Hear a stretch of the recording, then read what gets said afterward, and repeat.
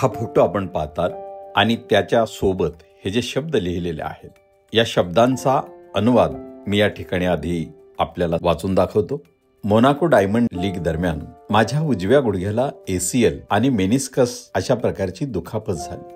हा एक कठीण धक्का आहे, परंतु मी कठोर परिश्रम करण्याचा आणि अधिक मजबूत होऊन परत येण्याचा दृढ निश्चय केला आहे. मी कोकिलाबेन हॉस्पिटलमध्ये डॉक्टर दिनशा पारडीवाला आणि त्यांच्या टीमच्या तज्ञ देखरेखीखाली माझी शस्त्रक्रिया पूर्ण झाली आहे, ज्यांचे मी शब्दात आभार मानू शकत नाही. या काळात माझ्या पाठीशी उभे राहिल्याबद्दल मी Athletics Federation of India, TOPS, Sports Authority of India, Inspire Institute of Sport, Nike आणि JSW स्पोर्ट्स यांचेही आभार मानू इच्छितो. तुमच्या सर्वांच्या पाठिंब्याबद्दल धन्यवाद. मी जलद आणि मजबूत परत येईन. हे शब्द आहेत महाराष्ट्रातल्या मांडवा तालुका आष्टी जिल्हा बीड या गावात 13 सप्टेंबर 1994 जन्मलेल्या अविनाश मुकुंद साबळे या युवकाचे. वयाच्या अवघ्या 6व्या वर्षापासून हा विद्यार्थी म्हणून आपल्या घरापासून शाळेचं अंतर 6 किलोमीटर जवळपास होतं.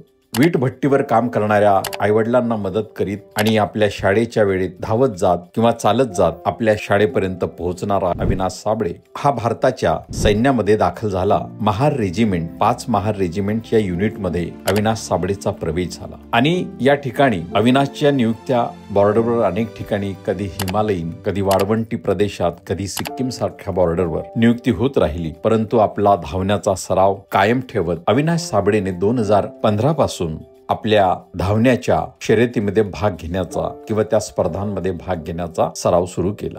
आज अविनाश साबळे 3000 मीटरच्या स्टीपलचेस स्पर्धेमध्ये पॅरिसला 2024 मध्ये त्यांनी जी विक्रमी वेळ गाठली ती म्हणजे 8.9.91 सेकंद, जी 3000 मीटर स्टीपल चेअर्स साठी ही वेळ होती. हँजगाव स्पर्धेमध्ये 2023ला 8 मिनिटं 19 सेकंद 19.50 सेकंद मध्ये एवढी स्पर्धा अविनाशने पार केली आणि वालनट येथे 2023 मध्ये झालेल्या 5000 मीटरच्या स्पर्धेमध्ये 13 मिनिटं आणि 19.30 सेकंदामध्ये अविनाशने या ठिकाणी स्पर्धा पूर्ण केली. 2019ला बेंगलोर येथे स्पर्धेमध्ये अवघ्या 30.36 सेकंदामध्ये अविनाशने स्पर्धा पार केली.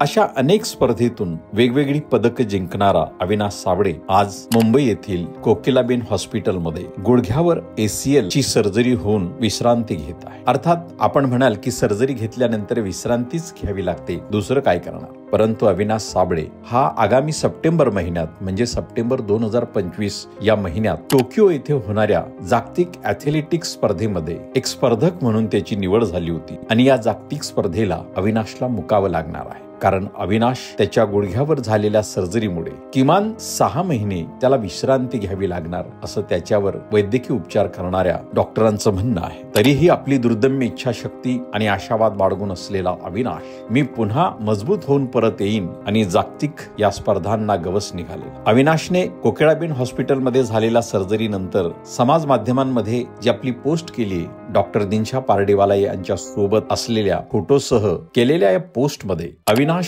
साबळे ज्या 5 महार रेजिमेंटचा सैनिक आहे, सुभेदार आहे, त्यांच्याविषयी आभार यामध्ये दिसत नाही. याचा अर्थ सैन्य दलाने या प्रकरणी अविनाशला मदत केली आहे की नाही हा प्रश्न उभा राहतो. अविनाश हा अतिशय ग्रामीण भागातून आलेला कष्टकरी आईवडिलांच्या कुटुंबातून, जे वीट भट्टीवर काम करणारे आईवडील, प्रसंगी त्यांना मदत करणारा आणि त्यांच्या कामात आपलं योगदान देणारा अविनाश आज आपल्या वैयक्तिक कामगिरीने जागतिक ॲथलेटिक्स स्पर्धांमध्ये वेगवेगळी पदक जिंकून भारताचं नाव जागतिक पातळीवर गाजवत आहे. अशा या अविनाश साबळेला आगामी सप्टेंबर 2025च्या काळामध्ये होणाऱ्या जागतिक ॲथलेटिक्स स्पर्धेला मुकावं लागेल. याचं त्याला असणारं दुःख त्याची निश्चितपणे आपणा सगळ्यांना कल्पना आहे. परंतु अविनाश साबळेची ही स्थिती आणि व्यथा आजही मोठ्या प्रमाणात आपल्या समोर येत नाही. हे का घडावं? अविनाश साबळे सारखा जागतिक स्पर्धा जिंकणारा स्पर्धक, खेळाडू, एक प्रकारचा मैदानी योद्धा, हे सगळं करूनही तो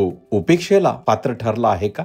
माध्यमांनी आणि तो ज्या रेजिमेंटमध्ये काम करतो त्या रेजिमेंटच्या एकूणच विभागाने त्याच्याविषयी अजूनही आपली भूमिका पूर्णपणे समोर येऊ दिलेली नाही. अविनाश साबळे लवकरच त्याच्या या शस्त्रक्रियेतून झालेल्या दुखापतीतून बरा व्हावा ही आपली सगळ्यांची मनोकामना त्याच्या पाठीशी आहेच. आणि जरी तो टोकियो येथे होणाऱ्या जागतिक ॲथलेटिक्स स्पर्धेला मुकणार असेल तरी 2019 पासून त्याने अनेक स्पर्धांमध्ये पदक जिंकण्याची जी शृंखला सुरू केली आहे ती खंडित होणार नाही याचा आपला सगळ्यांना विश्वास आहे. कारण अविनाश हा आत्मविश्वासाचा मेरुमणी आहे हे मात्र निश्चित.